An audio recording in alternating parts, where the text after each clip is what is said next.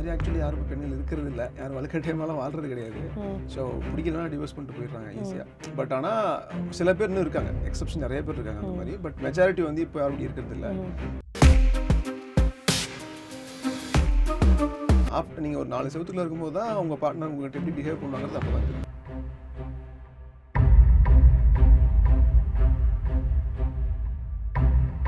ஏய் உன்னை எந்திரிக்க சொல்லவே இல்லையே.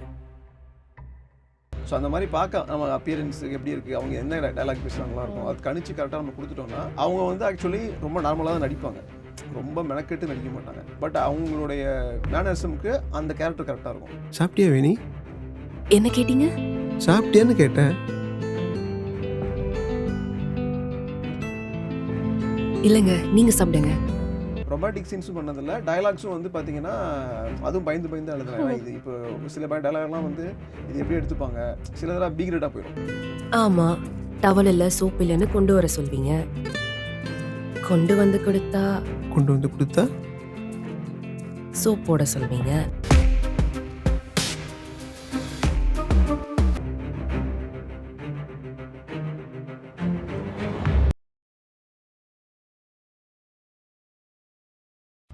எம்ஜிஆர் டிவி சினிமா நேயர்கள் அனைவருக்கும் வணக்கம். நான் சுகன்யா உங்களோட இணையிறது. இன்னைக்கு இயக்குனரின் கதையில் வந்துட்டு நம்ம யாரை இன்ட்ரோ பண்ண போகிறோம் அப்படின்னா நிரஞ்சன் அவர்களை. நிரஞ்சன் வந்து உங்களுக்கு கண்டிப்பாக தெரிஞ்சிருக்கும், வெப் சீரிஸ் வந்து பண்ணிக்கிட்டு இருக்காரு. அதோட டைரக்டர் ஆக்டர் அவர் தான். தாலி 2 அப்படிங்கிற ஒரு வெப் சீரிஸில் பயங்கரமாக ட்ரெண்ட் ஆனாங்க இவங்க, இந்த டீமே. ஸோ அவர் தான் நம்ம கூட இணையிறாரு. அவரை வெல்கம் பண்ணிடலாம். Welcome to the show. எப்படி இருக்கீங்க? நல்லா இருக்கேன், நீங்கள் எப்படி இருக்கீங்க? நான் நல்லா இருக்கேன். இப்போது எந்த பொண்ணுக்குமே வந்து ஃபஸ்ட்டு கல்யாணம் ஆகிடுச்சுன்னா ஒரு அட்ஜஸ்ட்மெண்ட்டில் வாழ்ந்துடணும், டாக்ஸிக் பீப்புளாக இருந்தால் கூட அவங்களோட வாழ்ந்துடணும் அப்படிங்கிற ஒரு மென்டாலிட்டியில் தான் இருக்கும். அவளும் அந்த வேணிங்கிற கேரக்டரும் வந்து அதில் அப்படி தான் வாழ்ந்திருப்பாங்க. ஆனால் ஒரு பாயிண்ட் வரும், என்னென்னா வலுக்கட்டாயமாக அவங்களோட வந்து ஒன்றா இருக்கணும் அப்படின்னு வந்து ஒரு இடத்துல வந்து நீங்கள் காமிச்சிருப்பீங்க. அந்த இடம் வந்து நிஜமாலுமே எல்லா பெண்களுக்கும் ஒரு பெரிய ஒரு பிரேக் த்ரூ இருக்கணும், வேணும், நம்ம இது இப்படி ஒரு லைஃப்பை வாழக்கூடாது அப்படின்னு தோண வச்சுருக்கோம். அந்த போர்ஷன் எப்படி எழுதுறீங்க? அது மாதிரி ஆக்சுவலி யாரும் இப்போ பெண்கள் இருக்கிறது இல்லை, யாரும் வலுக்கட்டாயமாலாம் வாழ்றது கிடையாது. ஸோ பிடிக்கலனா டிவோர்ஸ் பண்ணிட்டு போயிடுறாங்க ஈஸியாக. பட் ஆனால் சில பேர் இன்னும் இருக்காங்க, எக்ஸப்ஷன் நிறைய பேர் இருக்காங்க அந்த மாதிரி. பட் மெஜாரிட்டி வந்து இப்போ யாரும் இருக்கிறது இல்லை. பட் அந்த பொண்ணு கேட்டினா அவங்க அம்மாவுக்கு உடம்பு சரியில்லை, ஸோ அவங்க தம்பிக்கு கல்யாணம் ஆகணும். நம்ம வீட்டில் இருந்தால் அதெல்லாம் நடக்காது. அட்லீஸ்ட் நம்ம கல்யாணம் பண்ணி வேறு வீட்டுக்கு போனால் அம்மா கொஞ்சம் ரிலாக்ஸ்டாக இருப்பாங்க அப்படிங்கிற ஒரு சுச்சுவேஷனில் தான் வந்து கல்யாணம் பண்ணி வருவாங்க. வந்து அவங்க பேட் லக் ரொம்ப மோசமான இதாக வந்துருச்சு. அதுவும் ஃபர்ஸ்ட் எபிசோடில் பார்த்தீங்கன்னா கொஞ்சம் கல்யாணத்துக்கு முன்னாடி நல்லா பேசியிருக்க மாதிரி தான் ஒரு சிலர் சொல்லுவாங்க. ஆமாம், கல்யாணத்துக்கு அப்புறம் மாறிடுவாங்க அப்படிங்கிற மாதிரி தான் வரும். ஸோ அது எதிர்பார்க்க முடியாதுல்ல. ஆஃப்டர் நீங்கள் ஒரு 4 செவத்துக்குள்ள இருக்கும்போது தான் உங்கள் பார்ட்னர் உங்கள்கிட்ட எப்படி பிஹேவ் பண்ணுவாங்கிறது அப்போ தான் தெரியும். ஸோ அதான் கேட்குறேன். ஃபஸ்ட்டு ஸ்வீட்டாக வந்து பேசியிருப்பாங்க, நீங்கள் வேற அந்த ஃபஸ்ட்டு அந்த சீன்லேயே வந்து அந்த டைலாக் தான் இருக்கும். ஃபஸ்ட்டு கல்யாணத்துக்கு முன்னாடி நீங்கள் வேறு மாதிரி தெரிஞ்சிங்க, இல்லை வேணாம், நான் வந்து எனக்கு பயமாக இருக்குது சொல்கிறதுக்கே, அந்த வார்த்தை நீங்கள் கரெக்டாக வச்சுருப்பீங்க அந்த இடத்துல. வேணாம், எனக்கு பயமாக இருக்குது சொல்கிறதுக்கே பயப்படுவா. அப்போது அந்த சிச்சுவேஷனை க்ரியேட் பண்ணது நீ தான். அதை வந்து கரெக்டாக கொடுத்துருப்பீங்க, அந்த அளவு கரெக்டாக இருந்துச்சு உங்களோட இதில். அது எப்படி நடந்துச்சு? இதுக்கு முன்னாடி நீங்கள் பண்ணலன்றீங்க. இந்த த்ரூ அவுட்டாக அந்த மேஜிக் வந்து 10th நீங்கள் எபிசோட் 8th வரைக்கும் நடந்துச்சுன்னு நினைக்கிறேன். 9th வரைக்கும் இருந்துச்சு. த்ரூ அவுட்டாக அந்த லெவல் கரெக்டாக இருந்துச்சு. எப்படி? அது வந்து நீங்கள் ஃபஸ்ட்டு என்ன கேஸ்டிங் சூஸ் பண்ணுறது தான். நீங்கள் யார் எந்த கேரக்டர் பண்ண போகிறாங்கன்னு கரெக்டாக சூஸ் பண்ணிட்டீங்கன்னா அதுலேயே உங்களுக்கு பாதி வேலை முடிஞ்சிடும். ஸோ அதில் வந்து அவங்களுக்கு இப்போ ஒருத்தங்க இப்போ நம்பியார் வந்து பெரிய வில்லன்னு சொல்கிறோம், பட் அவர் நிஜத்தில் ரொம்ப நல்லவர் இல்லை. ஸோ அந்த மாதிரி பார்க்க நம்ம அப்பியரன்ஸ் எப்படி இருக்குது, அவங்க என்ன டைலாக் பேசுகிறாங்களா இருக்கும், அது கணிச்சு கரெக்டாக நம்ம கொடுத்துட்டோம்னா உங்களுக்கு அவங்க வந்து ஆக்சுவலி ரொம்ப நார்மலாக தான் நடிப்பாங்க, ரொம்ப மெனக்கெட்டு நடிக்க மாட்டாங்க. பட் அவங்களுடைய மேனரிசம்க்கு அந்த கேரக்டர் கரெக்டாக இருக்கும். அப்போ நீங்கள் நம்பிடுவீங்க. அந்த ஸ்கிரீனில் பார்த்தோம்னா ஓகே இவங்க நிஜமாக தான் நடிச்சிருக்காங்க போல் அப்படின்னு நம்பிடுவீங்க. ஸோ அதுதான் அதுக்கு காரணம். ஸோ பெருசாக வந்து யாரும் ஹீரோயின் சில இடத்துலலாம் மெனக்கெட்டு நடித்தாங்க, 2-3 சீன் எமோஷன்ஸ் இல்லை, அதெல்லாம் நான் ஒரே டேக்கில் ஒரு 6 நிமிஷம் கதறி அழுகு விட்டேன் அந்த அபாஷன் ஆன சீனில். ஸோ அந்த மாதிரி 2-3 இடத்துலலாம் கொஞ்சம் கஷ்டப்படுத்தி தான் நான் வாங்கினேன். அந்த வாந்தி இருக்கிற சீன்லாம் வந்து 2-3 வாட்டி டேக் போய் எடுத்து பண்ணது. ஸோ அவங்க நல்லா கோஆப்ரேட் பண்ணாங்க. அந்த வில்லன் கேரக்டரில் பண்ணவரும் பண்ணார். ஸோ ஆக்சுவலாக அவர் பயந்துட்டே தான் பண்ணார், பட் நல்லா பண்ணதுனால ரீச் ஆகிடுச்சு. ஓகே, இந்த கேரக்டர் ஸ்பெசிஃபிகேஷன் பார்த்தோம் அப்படின்னா இந்த போர்ஷனில் வந்து ஒரு பயந்த பெண்ணாக வந்து இருப்பாங்க. அப்படியே டிரான்ஸ்மிஷன் ஆகி இந்த ஃப்யூச்சரில் வந்து இருக்கும்போது பார்த்தோம், ப்ரெசென்ட்டில் இருக்கும்போது பார்த்தோம் அப்படின்னா பயங்கர ரொமான்டிக்கான பெண்மணியாக இருப்பாங்க. அவங்களோட ஏக்கம் அண்ட் அவங்களுடைய காதல் வந்து அப்படி அவங்க நடிக்கும்போது தெரிஞ்சிருக்கும் உங்களோட இருக்கிற கெமிஸ்ட்ரி. அது வந்து ஒரு மேஜிக்கல் மாதிரி தான் இருந்துச்சு எங்களுக்கு. அது இந்த தாலி 2 ரொம்ப ரீச் ஆகிறதுக்கு மெயின் ரீசனும் அதுதான் நினைக்கிறேன். ஸோ அந்த மேஜிக், அந்த பொட்ரேஷன் எப்படி கிரியேட் ஆச்சாங்க? இப்போ ஃபர்ஸ்ட் லைஃப்ல ரொம்ப டாக்ஸிக்காக இருந்து மாட்டியிருப்பாங்க. செகண்ட் லைஃப் கல்யாணம் ஆகிட்டு அந்த செகண்ட் லைஃபோட ஹஸ்பண்ட் இருப்பார்ல, ஃபர்ஸ்ட் நைட்க்கு வருவாங்க. அப்போவுமே அவங்க அன்கம்ஃபர்டபுளாக தான் இருப்பாங்க. நீங்கள் டுவர்ட்ஸ் எண்டு போகும்போது தான் அவர் கம்ஃபர்ட் பண்ணுவார். இப்படி இல்லை அப்படி இல்லைன்னு சொல்லி கம்ஃபர்ட் பண்ணதுக்கப்புறம் தான் அவங்க கொஞ்சம் கொஞ்சமாக அந்த பயத்துலேருந்து வெளியில் வருவாங்க. ஸோ அதெல்லாம் வந்து அந்த கேரக்டர் வந்து தேவைப்படுது. அது பார்த்தீங்கன்னா கிட்டத்தட்ட நைட் 2 மணி ஷூட் பண்ணிட்டு இருந்தோம். அதெல்லாம் நல்லா தூங்கி வளைஞ்சிட்டு இருந்தேன் எனக்கு அப்போலாம். ஸோ அந்த லைட்ஸ் கரெக்டாக அந்த ரெட் லைட்டு எல்லோ லைட்னால வந்து பெருசாக தெரில ஃபேஸ் இது உங்களுக்கு. பட் ஆனால் பயங்கர டயர்டு அப்போல்லாம். ஸோ வந்து கரெக்டாக அந்த நீங்கள் ஒன்று ஆளை இப்போ நீங்கள் இருக்கீங்கன்னு வச்சிங்களேன், ஒரு ஆக்டர் இருக்காங்கன்னா அந்த ஆக்டர் என்ன பேசினா கரெக்டாக இருக்கும்னு நீங்கள் கணிச்சு எழுதிட்டீங்கன்னா உங்களுக்கு ஈஸியாகிடும். ஸோ அப்படி எழுதுறது தான் டைலாக்ஸு. இப்போ அவங்க என்ன நடிப்பாங்க, ஆல்ரெடி ஒர்க்ஸ்லாம் பண்ணியிருப்பாங்கல்ல. ஸோ அதெல்லாம் பார்த்தோம்னா சரி இவங்க ரொமான்டிக்காக நடிச்சா ஆடியன்ஸுக்கு கனெக்ட் ஆகும், இவங்க அழுதா ஆடியன்ஸ் அழுவாங்க, சிரிச்சா சிரிப்பாங்க அப்படின்னு சொல்லி நம்ம ஒரு அசம்ஷன்ல பண்றது. ஸோ பண்ணிட்டு அதுக்கப்புறம் நம்ம கரெக்டாக எடிட் பண்ணும்போது பார்த்தீங்கன்னா எனக்கு சொன்னாங்க பயமாக தான் இருந்தது.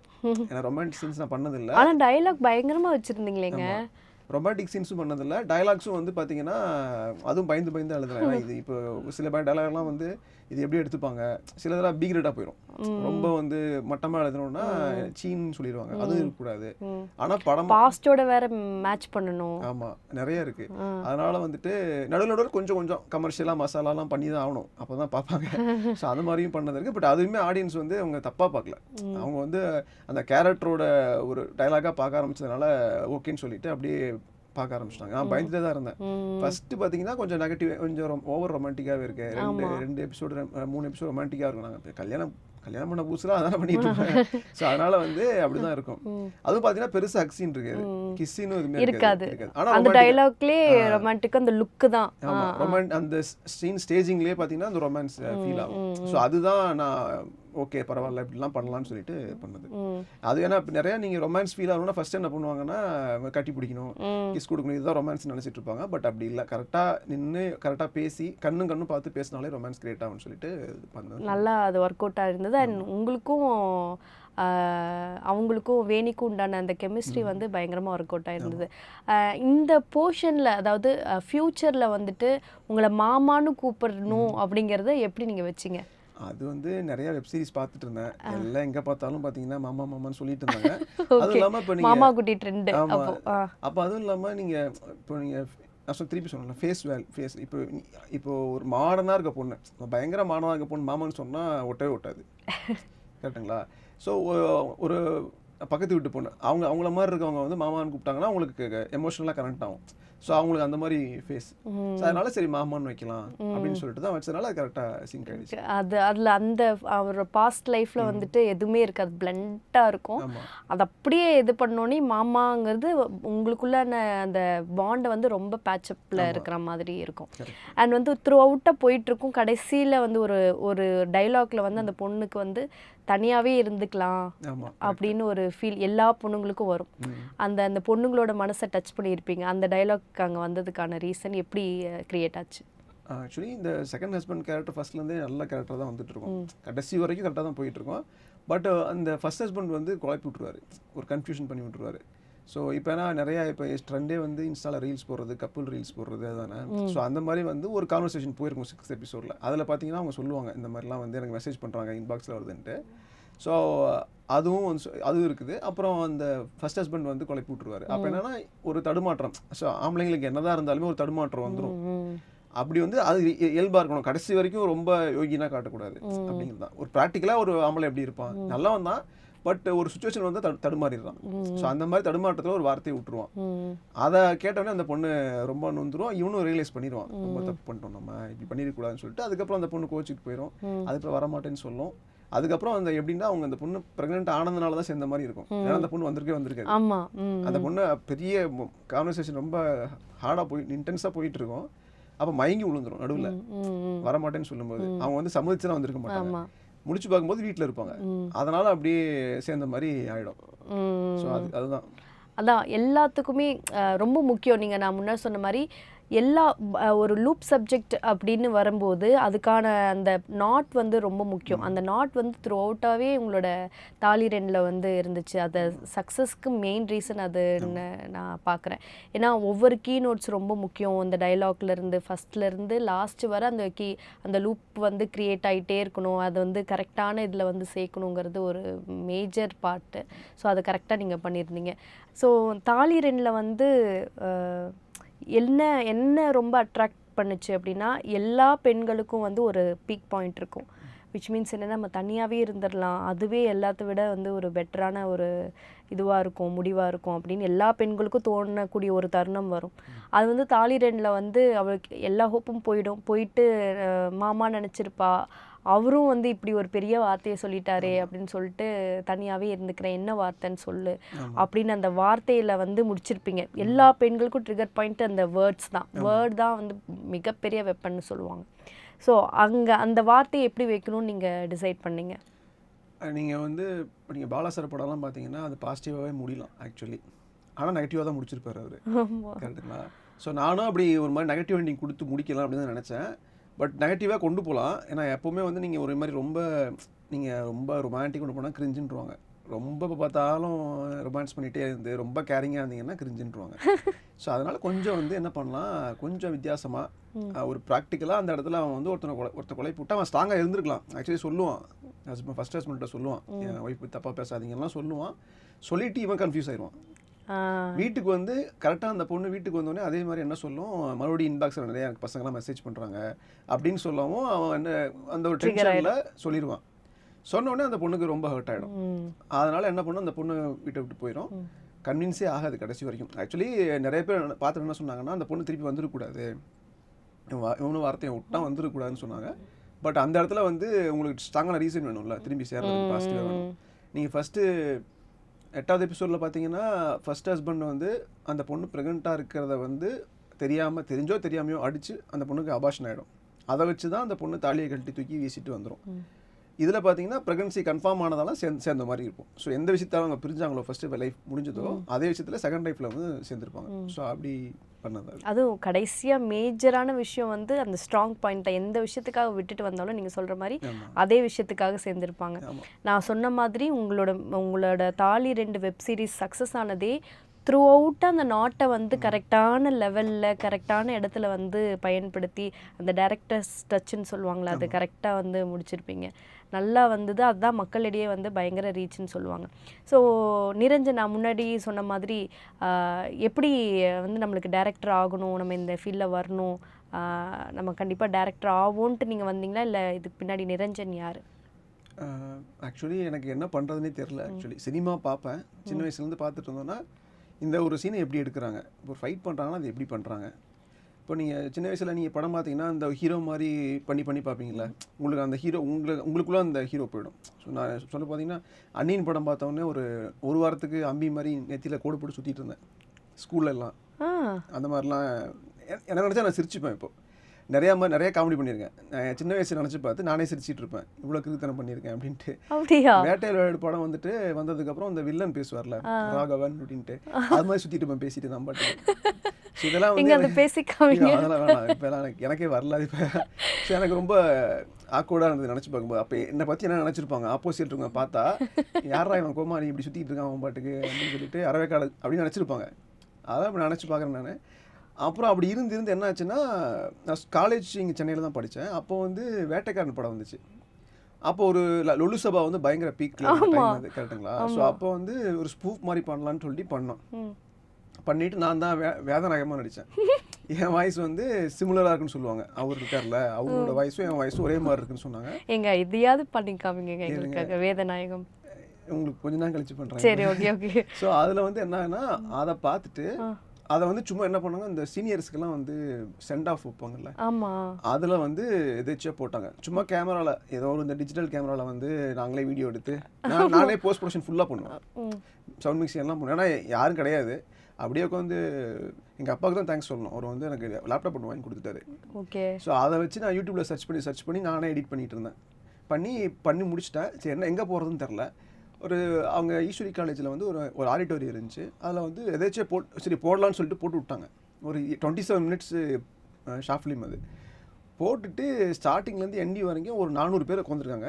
உழுந்து சிரிச்சிட்டு இருந்தாங்க. அது வந்து எதுக்காக சிரிச்சாங்க தெரியாது. நான் எடுத்த நோக்கம் வந்து காமெடியாக தான் இருக்கணும்ன்ட்டு. பட் அது ஒர்க் அவுட் ஆச்சு. அங்கே தான் எனக்கு ட்ரிகர் ஆச்சு. சரி இவ்வளோ பேர் ரசிக்கிறாங்களா, நம்ம ஏதாவது பண்ணுவோம், அடுத்து ட்ரை பண்ணுவோம்னு நினச்சிட்டு இருந்தேன். பட் அடுத்து குடும்ப சூழ்நிலைனால அடுத்து நான் வேலைக்கு போயிட்டேன். அப்படியே போயிடுச்சு. அதுக்கப்புறம் நான் அங்கே பெங்களூரில் இருந்தபோது ஒரு ஷார்ட் ஃபிலிம் ஒரு கேமரா நானே எடுத்துகிட்டு போயிட்டு ஒரு ஷார்ட் ஃபிலிம்னு எடுத்தேன். சும்மா டீ குடிக்க போவோம் நான் ஃப்ரெண்ட்ஸ் எல்லாம். அதே அப்படியே கதையாக மாற்றிட்டேன். 60 சினம்ஸ் ஒரு ஷார்ட் ஃபிலிம் ஒன்று பண்ணோம். டீ குடிக்கிற இடத்துல ஒரு தகராறு ஆகுது. அதுதான் கதை. அதை பார்த்துட்டு ஒருத்தர் வந்தார், ஃப்ரெண்ட் ஒருத்தர் வந்தார். நம்ம ஒன்று பண்ணலான்னு வந்தார். அப்படி வந்தது தான் அந்த உமன் ஷார்ட் ஃபிலிம். அது வந்து எதிர்பார்க்கவே இல்லை. அது அப்போவே கிட்டத்தட்ட ஒரு 7-8 வருஷத்துக்கு முன்னாடியே 1 மில்லியன் போச்சு, 1.6 மில்லியன் போச்சு. அதை வந்து இவங்க பார்த்தாங்க, சைமாவில் யாரோ ஒரு ஜூரி பார்த்துட்டு அவங்களே அதை நாமினேட் பண்ணாங்க படத்தை. நல்லா இருக்குன்னு சொல்லிட்டு ஹீரோயின் வந்து பெஸ்ட் ஆக்ட்ரஸ்க்காக நாமினேட் பண்ணாங்க. ஸோ அதுக்கு நான் சென்னை வந்தேன். வந்து கொஞ்சம் செலிபிரிட்டிஸ்லாம் பார்த்தேன். அதுவும் எனக்கு ட்ரிகர் ஆச்சு, அடுத்து இதாக பண்ணலான்ட்டு. ஸோ அப்போவே நான் சீக்குவல் பண்ணேன். உமன் எல்லா படம் ஹிட் ஆச்சுன்னா செகண்ட் பார்ட் பண்ணுவாங்க. அப்போ வந்து உமன் 2ன்னு ஒன்று பண்ணேன். அது வந்து ஹாரர் காமெடியாக பண்ணேன். அதுவும் நல்லா போச்சு. சரி அதுக்கப்புறம் மறுபடியும் ஒரு கேப் ஆகிடுச்சு. சரி என்ன பண்ணுறது, டேரக்டராக பண்ணிட்டோம். எனக்கு இந்த ரொம்ப நாளாக எனக்கு ஆக்சுவலி ட்வின்ஸாக இருக்கணும்னு ஆசை. எனக்கு வந்து நான் ட்வின்ஸாக இருந்திருக்கணும்னு ஆசை எனக்கு. ஓகேவா, இருந்திருக்கலாம் அப்படின்னு எனக்கு ஒரு ஆசை. அப்படி நடக்கலை. சரி படத்துலேயே நம்ம ட்வின்ஸ் தான் நடிச்சிக்கலாம் அப்படின்னு சொல்லிட்டு நான் ஒரு கதை எழுதினேன், நினைத்தேன் வந்தான்ட்டு.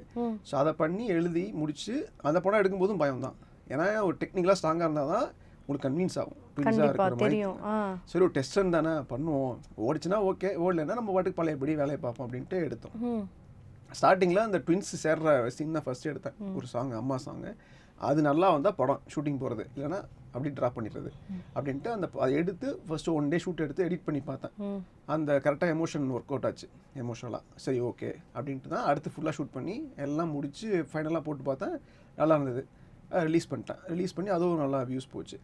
ஸோ இப்படி ஒவ்வொன்றா ஓட ஓட ஓட உங்களுக்கு பில்ட் ஆகுது. உங்களுக்கு தெரியுங்களா, இப்படியே பில்ட் ஆகிட்டே இருக்குது சினிமான்ட்டு. அப்புறம் கோவிட் வந்துச்சு. சரி ஓகே பெங்களூரில் தான் இருக்கோம், சென்னை வந்துடுவோம், நீ வந்து சினிமாவுக்கு ட்ரை பண்ணால் சென்னை வந்தால் தான் ஒர்க் அவுட் ஆகும்னு சொல்லிட்டு நான் சென்னை வந்துட்டேன். சென்னை வந்தோடனே இங்கே ட்ரெண்டே வேறு மாதிரி இருந்துச்சு.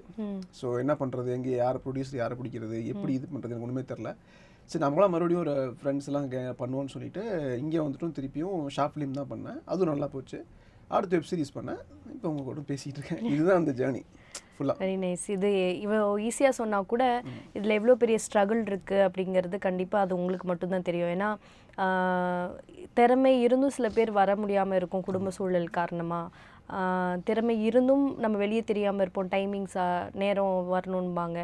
ஸோ எந்த பாயிண்டில் வந்துட்டு எல்லாத்துக்கும் பின்னாடி ஓடணும், எல்லாத்துக்கு பின்னாடியும் வந்து இந்த ஓட்டத்துக்கு பின்னாடியும் நம்ம பேஷன் நிற்கணும் அப்படின்னு தோணுச்சு உங்களுக்கு? என்ன பண்ணணும்னா, இப்போ நான் டெக்னாலஜி தான் நன்றி சொன்னேன். இதுவே நான் ஒரு 30 இயர்ஸ்க்கு முன்னாடி பிறந்திருந்தேன்னா இது நடந்திருக்குது. ஏன்னா அப்போல்லாம் யூடியூப் கிடையாது, கம்ப்யூட்டர் நம்மளுக்கு ஈஸியாக அக்சசிபிள் கிடையாது. யாராவது ஒருத்தர் பெரிய பணக்காரர் தான் வச்சுருப்பாங்க. ஸோ கரெக்டான ஜென்ரேஷனில் பிறந்ததுனால தான் இதனால் முடிஞ்சது. நம்மகிட்ட டெக்னாலஜி இருக்குது, அதை யூஸ் பண்ணிக்கிட்டோம், கரெக்டாக யூஸ் பண்ணிக்கிட்டோம்னா ஓகே. இப்போ இருக்கிற காலேஜ் ஸ்டூடெண்ட்ஸ்லாம் ரொம்ப ஈஸி. அவங்க காலேஜ் முடிச்சு வெளியேறதுக்குள்ளேயே வந்து பெரிய இன்ஃப்ளூயன்ஸ் ஆயிடுறாங்க. ஒரு 4-5 lakhs ஃபாலோவர்ஸ் வெளில வந்துடுறாங்க. வெளில வந்துட்டு அதை வச்சே ஓடிடியில் நடிக்க போயிடுறாங்க. நிறைய பேர் அப்படிலாம் கரெக்டாக யூஸ் பண்ணிக்கிட்டாங்கன்னா ஓகே. நான் கரெக்டாக யூஸ் பண்ணிக்கிட்டேன். என்கிட்ட என்ன டெக்னாலஜி இருந்ததோ அதை நான் யூஸ் பண்ணிக்கிட்டேன். லேப்டாப் பார்த்தீங்கன்னா ரொம்ப நார்மலான லேப்டாப் தான். அதை என்ன சாஃப்ட்வேர் என்ன வருதோ அதை வச்சு பண்ணி ஸோ கொஞ்சம் கொஞ்சமாக முயற்சி பண்ணி பண்ணுறது தான். Super super. எப்படிங்க உங்களுக்கு தோணுது, இந்த வாழ்க்கையினுடைய யதார்த்தத்தை வச்சு நீங்கள் கதை எழுதுறீங்களா, இல்லை டே டு டே லைஃப்பில் நம்ம பார்க்குற சம்பவங்களை வச்சு எழுதுறீங்களா? எங்கேருந்து உங்களுக்கு அது தோணுது? கேட்குறது, அப்புறம் பார்க்குறது, அப்புறம் நம்ம படம் நிறைய பார்க்குறோம்ல. இப்போ நீங்கள் நான் நிறையா காமெடிஸ் பார்ப்பேன், நிறையா படங்கள் பார்ப்பேன். நீங்கள் என்ன ஆகுனா அதுவே உங்களுக்கு உங்கள் செகண்டரி மெமரியில் போய் வேறு சீனாக ஃபார்ம் ஆகும். ஓகே. அதை நீங்கள் ஒரு நாட் எடுத்து எழுதும்போது நீங்கள் யதார்த்தமாக வரணும்னு நினச்சி எழுதிங்கன்னா ஓகே. சில பேர் ஓவர் த டாப் பண்ணுவாங்க, நீங்கள் ரொம்ப ஓவர் ஆக்டிங் பண்ணி நடிப்பாங்க. அப்படி இல்லாமல் அந்த சீனில் என்ன எப்படி இருக்கும் அப்படி பண்ணால் போதும் அப்படின்னு சொல்லி நான் எழுதுறது தான். அப்படி எழுதுறது தான். அதை மீறி நான் பண்ணுறது இல்லை. நீங்கள் கான்செப்ட் எதுவும் எடுத்துங்க, ஒரு ஆக்ஷன் படம் எடுத்துங்க, கமர்ஷியல் படமே எடுத்தாலும் அடித்தா ஒரு 40 அடி பறக்க வேணாம், ஒரு 10 அடி பறந்தாலே போதும். ஓகேங்களா, அதே எஃபெக்டிவாக காட்டினா போதும். ஓகே, அவ்வளோதான். ஓகே. இருக்கிறதுலே வந்துட்டு நான் பார்த்த வர ஒரு 20 நிமிஷம் படம் பண்ணிடலாம், ஒரு 2.5 மணி நேரம் படம் பண்ணிடலாம், 20 நிமிஷத்தில் ஒரு ஷார்ட் ஃபிலிம் பண்ணிடலாம். ஆனால் 1 மினிட் ஒரு ஃபேண்டசி மூவியோ இல்லை ஒரு சின்ன ஒரு கிளிப்பிங்கோ வந்து பண்ணுறது ரொம்ப கஷ்டம்னு சொல்லுவாங்க. நீங்கள் பண்ணது எல்லாமே ஃபேண்டசி தான். எப்படி அந்த துணிச்சல் வந்துச்சு? ஃபேண்டசி வந்து ஆக்சுவலி எனக்கு வேறு எதுவும் எழுத தோணலை. ஆக்சுவலி ஃபேண்டசி நிறைய இங்கிலீஷ் படம் பார்ப்பேன். அதில் வந்து நீங்கள் நிஜத்தில் நம்ப முடியாமல் இருக்கிறது தான் எடுப்பாங்க. ப்ராக்டிக்கலாக நிறையா இருக்காது அங்கெல்லாம். கண்டிப்பாக. ஸோ அதை மாதிரி அச்சீவ் பண்ண ட்ரை பண்ணலாம் அப்படின்னு சொல்லிட்டு தான் நான் ஃபஸ்ட்டு எல்லாமே கிராஃபிக்ஸ் ஏதாவது வந்துடும். அப்போயே நான் கிராஃபிக்ஸ்லாம் ஆஃப்டர் எஃபெக்ட்ஸ் வச்சுலாம் பண்ணிட்டு இருந்தேன். எல்லா படமும் அப்படி தான். நினைத்தே வந்த வரைக்கும் எல்லாமே ஆஃப்டர் எஃபெக்ட்ஸ் தேவைப்படுது. அப்புறம் வந்து என்கிட்ட பட்ஜெட் இல்லை. ஸோ பட்ஜெட் இல்லைன்னா அதுவும் டைமும் இல்லை. அதனால் என்ன பண்ணிட்டேன், நம்ம ஃபேண்டசிலேருந்து ப்ராக்டிக்கலாக வந்துடலான்ட்டு தான் இப்போ தாலி 2 மாதிரி வந்தது. பட் ஃபேண்டசி பண்ணுறது ரொம்ப கஷ்டம். நீங்கள் வந்து அதில் வந்து அது ரொம்ப கஷ்டம் ஆக்சுவலி. அதை வந்து கரெக்டாக கிராஃபிக்ஸ் நம்புற மாதிரி பண்ணணும். அவர் அந்த கான்செப்ட் வந்து கன்வே ஆகணும். அது ஆகலைன்னா உங்களுக்கு ஃப்ளாப் ஆகிடும். ஸோ அது எடுத்துடுறோம். போஸ்ட் ப்ரொடக்ஷன் தான் படமே இருக்குது. நீங்கள் ஷூட்டிங் என்ன வேணாலும் பண்ணலாம், எவ்வளோ வேணாலும் எடுக்கலாம். கரெக்டாக போஸ்ட் ப்ரொடக்ஷனில் உட்காந்து அந்த டிசைட் பண்ணுறீங்க பார்த்தீங்களா, இதுதான் படமாக நம்ம வெளியே கொண்டு வரணும்னு, அந்த இடத்துல கரெக்டாக எடிட் பண்ணி மியூசிக் எல்லாம் போட்டு கரெக்டாக பண்ணிட்டீங்கனாலே அந்த இடத்துல அந்த நாலேஜ் தான் விஷயம். ஓகே, நீங்கள் எப்போ தன்னை ஒரு ஹீரோவாக வந்து உணர்ந்தீங்க? ஹீரோவெல்லாம் உணரவே இல்லைங்க. நான் வந்து டெஸ்ட் தான் பண்ணேன். தாலியை எடுப்போம், போடுவோம். மக்கள் நம்மளை ஹீரோவை பார்த்தாங்கன்னா நம்ம ஹீரோ எப்படி பார்க்குறாங்களோ அப்படி தான். இதே நான் வேறு கேரக்டராக பார்த்து அதில் சக்ஸஸ் ஆகிருந்தா அப்படி போயிருப்பேன். Okay okay okay. எதை நம்மளை ஏற்றுக்கிறாங்களோ, இப்போ டேரக்ஷன் பண்ண ஓடிச்சு டேரக்ட் பண்ணிகிட்டே இருக்கேன். நடித்தேன், இப்போ தான் பார்க்க ஸ்டார்ட் பண்ணியிருக்காங்க. சரி, அது எவ்வளோ தூரம் போகுதோ போட்டும். எப்படி கன்வின்ஸ் பண்ணீங்க நம்ம வந்து இப்படி தான் ஒரு திருநூறு வச்ச ஒரு நல்ல பையன் தான், அதுதான் போய் ஆடியன்ஸ்க்கு செட் ஆகுங்கிறது எப்படி நீங்கள்? நம்ம டேரக்ட் பண்ணுறோம்ல, ஸோ நமக்கு தெரியும், நம்மளை பற்றி தெரியும்ல, நம்ம எப்படி நடிச்சா நமக்கு செட் ஆகும். ஆக்டிங்கில் இதுக்கு மேலே போகணுன்னு உங்களுக்கு என்ன இருக்கா? இந்த மாதிரி இப்போ வாலி அஜித் மாதிரி வந்து பண்ணணும், அந்த மாதிரி ஏதாவது ட்ரீம் கேரக்டர் இருக்கா? எனக்கு வந்து அதான் நீங்கள் அது கரெக்டாக சொல்லிட்டீங்க. எனக்கு வந்து எனக்கு ஒரு சான்ஸ் கிடைச்சதுன்னா ஃப்யூச்சரில் ட்வின்ஸ் சொல்ல மாட்டேன், பார்க்குறதுக்கு ஒரே மாதிரி இருக்குது ரெண்டு பேர் அதை பேஸ் பண்ணி ஒரு படம் பண்ணோம். ஆனால் அதை வந்து பார்க்க ஒரே மாதிரி தான் இருக்கணும், ஆக்டிங்கில் டிஃப்ரென்ஸ் காட்டணும். ஸோ அதுதான் சேலஞ்ச் ஆக்சுவலி. நீங்கள் கெட்டப்லாம் மாற்றி கன்வின்ஸ் பண்ணிடலாம். இப்போ நீங்கள் இவர் ஒரு தாடி இருக்காரு, தாடி இல்லை அப்படிலாம் பண்ணி நீங்கள் பண்ணிடலாம். ஆனால் ஒரே மாதிரி இருக்கணும், ஆனால் ஆக்டிங்கில் டிஃப்ரென்ஸ் தெரியணும். அதை நான் பண்ணணும். எனக்கு சான்ஸ் கிடைச்சதுன்னா நல்லாயிருக்கும். ஓகே, நீங்களே எழுதுவீங்களா? அப்போ எழுதிடுவீங்களா உங்களுக்கு? எழுதிடுவேன், அது பிரச்சனை இல்லை. அப்போ ஃப்யூச்சரில் எதிர்பார்க்கலாம். நானும் தான் எதிர்பார்க்குறேன். நல்லாயிருக்கும், கண்டிப்பாக நடக்கும். அதுக்கப்புறம் அதோட சக்ஸஸ் மீட்டில் நம்ம உட்காந்து பேசுகிறோம். ஓகேங்களா? ஓகே, அடுத்ததான் வந்துட்டு தாலி 2 நல்லா போயிட்டுருக்கு. இப்போ அடுத்து வந்து மிஸ்டர் ப்ரெக்னென்ட் அப்படின்னு ஒரு இது பண்ணிகிட்ருக்கீங்க. அதுவுமே நல்லா போயிட்டுருக்கிறதா கேள்விப்பட்டோம். அதை பற்றி சொல்லுங்கள். மிஸ்டர் ப்ரெக்னென்ட் வந்து இப்போ அடுத்த பிரச்சனை என்னென்னா, இப்போ டிவோர்ஸ் பற்றின பொண்ணை பார்த்தாச்சு. இப்போ அடுத்து வந்து கல்யாணம் ஆகிட்டு நிறைய பேருக்கு குழந்தை இல்லாமல் இருக்குது, பிரச்சனை நிறைய இருக்குது. ஸோ அதை வந்து நம்ம எடுக்கலாம். அதில் வந்து என்னென்னா எவ்வளோ எதார்த்தம் எடுக்க முடியுமோ எடுக்கலாம்னு சொல்லிட்டு இப்போ தான். எப்படிங்க இந்த ட்ரெண்டோடையே ஒட்டி இருக்கீங்க? எனக்கு புரியல. ரிசர்ச்லாம் பண்ண மாட்டீங்க போல், அப்படியே வந்து ட்ரெண்டோட ஒட்டி. நாங்கள் இப்போ மதியானத்துக்கு கொஞ்சம் நேரத்துக்கு முன்னாடி தான் பேசிகிட்டு இருந்தோம். என்னென்னா இப்படி தான் இருக்கும் வாழ்க்கை, இப்படி தான் இருக்கும், ப்ரெக்னென்சி இப்படி இருக்கும். அது அப்படியே நீங்கள் சொல்கிற மாதிரி இருக்கு எங்களுக்கு. அது வந்து நம்ம இப்போ உங்கள் இடத்துல வந்து நம்ம யோசிக்கிறது தான். இப்போ வந்து இப்போ எது இப்போ அது ரொம்ப முக்கியம் இல்லையா? இப்போ அதான் பெரிய பிஸ்னஸ் இல்லை. ப்ரெக்னென்சி ப்ரெக்னென்ட் ஆகலைன்னா அதை வச்சு எவ்வளோ பெரிய பிஸ்னஸ் இருக்குது, நிறைய சென்டர்ஸ்லாம் இருக்குது. ஸோ அதெல்லாம் பண்ணணும். ஸோ அதெல்லாம் அடுத்தடுத்து வரும். இப்போ தான் ஆரம்பிச்சிருக்கு, 2 எபிசோட் போட்டிருக்கேன். இப்போ தான் அப்படியே ஸ்லோவாக பிக்கப் ஆகி போயிட்டுருக்கு. இன்னும் மக்கள் ஆதரவு நிறையா கொடுத்தாங்கன்னா இன்னும் நிறையா பண்ணலாம். இல்லை, கண்டிப்பாக கிடைக்கும். ஏன்னா என்றைக்குமே வந்து தமிழ் சினிமாவை பொறுத்த வரைக்கும் இல்லை ஒரு டேலண்ட்டாக இருக்கட்டும், டேலண்ட் என்றைக்குமே தோற்று போகாதுன்னு சொல்லுவாங்க. அந்த மாதிரி டேலண்ட்டுக்கு உண்டான ஒரு இடம் வந்து என்றைக்குமே காலியாக இருக்குது. அதை கரெக்டான பிளேஸில் வந்து எடுத்துகிட்டு போகக்கூடிய டைரக்டர்ஸ் வந்து இன்னும் நம்ம தமிழ் சினிமாவுக்கு தேவை. அதில் வந்து ஒரு நல்ல ஒரு என்ன சொல் கண்டென்ட் ஓரியன்ட் ஒரு டைரக்டரை வந்து நான் சந்திக்கிறதுல ரொம்பவே பெருமையிடுறேன். இன்னொன்று, நீங்கள் வந்து உங்களோட கெரியரில் வேறு லெவலுக்கு போகணும், ஒரு பெரிய டைரக்டராக வந்து உங்களை நான் கண்டிப்பாக பார்க்கணுன்னு நான் விரும்புகிறேன். நிரஞ்சன் பெரியசாமி அவர்கள் சொல்லிக்கிறேன். ஸோ அந்த பேர் அப்போ சொல்வீங்களா? பெரியசாமின்னு சொல்வீங்களா? இது நிரஞ்சன் ஸ்க்ரீன் நேம். ஸோ எனக்கு பெரியசாமி தான் பிடிச்ச நேம் ஆக்சுவலி. நிரஞ்சன் ஸ்க்ரீன் நேமாக வைக்கலாம்னு சொல்லிட்டு வச்சது. ஓகே, இன்னொரு கேள்வி என்னென்னா, எல்லாத்துக்குமே ஒரு ட்ரீம் டைரக்டர் இருப்பாங்க. நாங்கள் இவங்கள மாதிரி ஆகணுங்க, இல்லை இவரை மாதிரி எனக்கு நடிக்கணுங்க, நான் வந்து என்னோட இது முடியறதுக்குள்ளே நான் பண்ணிடணும் அப்படின்னு ஒரு ஆசை இருக்கும். அந்த மாதிரி உங்களுக்கு? எனக்கு வந்து கொஞ்சம் ஓல்டு ஃபேஷன். இப்போ வந்து அவர் பண்ணுறதில்ல படங்கள். யார் நம்ம கேஸ் ரவிக்குமார் சார் தான். அவர் தான் அவர் பண்ணாருன்னா அது வந்து நான் அவர் கான்செப்டுக்காக சொல்ல. அவர் வந்து பண்ணுற படங்கள் எல்லாமே கமர்ஷியலாக போயிடும். அது வந்து இந்த ட்ரெண்டுக்கு அவரை மாதிரி கமர்ஷியலாக நம்ம ஒரு டைரக்டராக மாறணும். அதாவது அது மாதிரி குடும்ப படங்கள் அது மாதிரிலாம் சொல்லலை நான். அவரை மாதிரி சக்ஸஸ் ரேட் அதிகமாக கொடுக்கணும்னு நினைக்கிறேன். ஸோ அவர் ப்ரொடியூசர்ஸ் டேரக்டர்னு சொல்லுவாங்க. அவர் எடுத்தாலே அட்லீஸ்ட் போட்ட காசாக திருப்பி வந்துடும், லாபமும் வரும்னு சொல்லுவாங்க. அந்த மாதிரி ஒரு மினிமம் கேரண்டி டைரக்டர் ஆகணும், இல்லைனா மினிமம் கேரண்டி ஆக்டர் ஆகணும் அப்படிங்கிறது தான் என்னுடைய எய்ம். Different perspective. நான் தான் சொன்னேன்ல, உங்களோட யோசனைகள்லாம் வந்து டிஃப்ரெண்ட் அப்பாற்பட்டதாக இருக்குது. ஸோ நான் நினச்சேன் ஏதோ பெரிய இதுவாக சொல்ல போகிற ஹாலிவுட் ரேஞ்சுக்கு நீங்கள் சொல்ல போகிறீங்கன்னு நினச்சா ஒரு பேலன்ஸ்டாக சொல்கிறீங்க. இப்போ நீங்கள் எடுத்தீங்கன்னா சுந்தர் சி சார் அவர் வந்து மினிமம் கேரண்டி டைரக்டர். ஸோ அவர் எப்படி அவர் படங்கள் எப்படி இருக்கலாம் விஷயம் கிடையாது, என்ன ஜானர் வேணா இருக்கட்டும். இப்போ நான் வந்து இப்போ ரொமான்டிக் த்ரில்லர் சரி, இல்லை வந்து ஃபுல்லாக சண்டை படமாக இருந்தாலும் சரி, எந்த ஜானர் எடுத்தாலும் மக்கள் அட்லீஸ்ட் போட்ட காசு திருப்பி வந்துடணும். அது பாக்ஸ் ஆஃபீஸில் கொஞ்சம் காசு வரும். Super super. ஸோ என்ன படம் பண்ணுற மாதிரி இருக்கா, எண்ணங்கள் ஏதாவது ப்ராஜெக்ட்ஸ் பண்ணிட்டு இருக்கீங்களா? வரும் காலங்கள் தான் தீர்மானிக்கும். இப்போதைக்கு வெப் சீரிஸ் பண்ணிட்டு இருக்கேன், ஓகே, கதைகள் எழுதிட்டு இருக்கேன். அதுக்கப்புறம் நம்மளுடைய நேரம் காலம் ஓகே வச்சிருக்கீங்களா, கதைகள் வச்சிருக்கீங்களா? எல்லாம் எழுதிட்டு இருக்கேன், இப்போ தான் எழுதிட்டு இருக்கேன், பொறுமையாக எழுதிட்டு இருக்கேன். ஸோ எல்லாமே உங்களுக்கு கதைகளாக இருக்கட்டும், இல்லை வெப் சீரிஸாக இருக்கட்டும், இல்லை நீங்கள் பண்ணக்கூடிய அடுத்த ப்ராஜெக்டாக இருக்கட்டும், எல்லாமே வந்து சக்ஸஸ் அடையணும் அப்படின்னு சொல்லிட்டு நான் வேண்டிக்கிறேன், விஷ் பண்ணுறேன். அண்ட் நான் முன்னாடி சொன்ன மாதிரி ஒரு சக்ஸஸ்ஃபுல் டைரக்டராக ஒரு பெரிய பிளேஸில் வந்துட்டு உங்களை வந்து நான் சந்திக்கணும்னு விரும்புகிறேன். Thanks for coming. தேங்க்யூ.